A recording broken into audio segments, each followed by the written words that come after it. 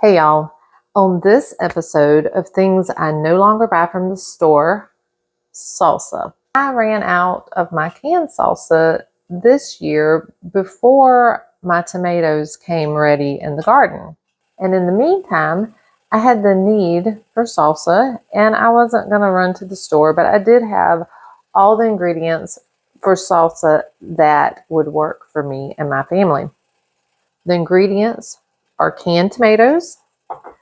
I use fermented garlic that I fermented in honey, but you can use raw garlic if you don't have this, or hey, maybe you don't want sweet in your salsa.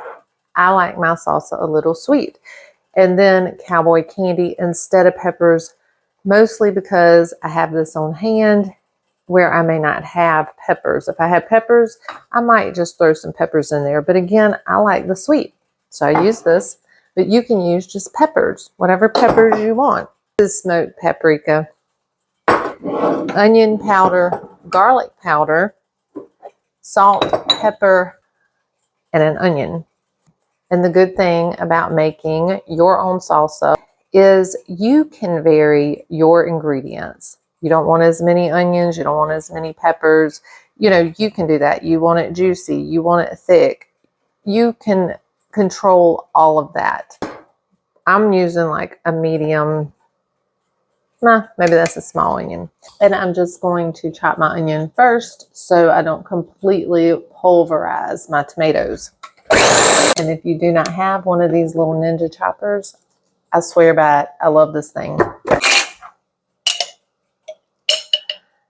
I did about a heaping tablespoon of my garlic. And I'm going to chop that again. I was draining the tomatoes, but I prefer to leave the juice in. Smelling, make sure I got this and that pickle relish.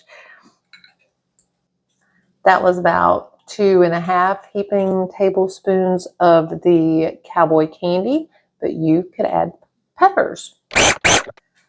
And I just gave a little shoosh shoosh, mix it all up a little bit. And now I'll put my spices in. Salt, pepper, smoked paprika, onion powder, and garlic powder. You put however much of that you would like to put in there. I don't really measure. I would guess a teaspoonish, but do it to your taste. That, again, is the joy of doing something like this for yourself. And it seems like it might be taking me a few minutes, but if I did this without trying to record it and talking, I mean, once I get the ingredients out, 2 minutes. 2 minutes or less, and it is ready. And then you just want to taste it. Make sure it's how you want it. If it's not, season it up a little more. Tasted it. It's perfect for me. I'll just put it in my little container here. And this might not be for you. Maybe you'd rather can yours or buy it from the store. But if you're ever in a pinch and you have the ingredients, there you have it. You can whip up some salsa. I am so glad y'all joined me today.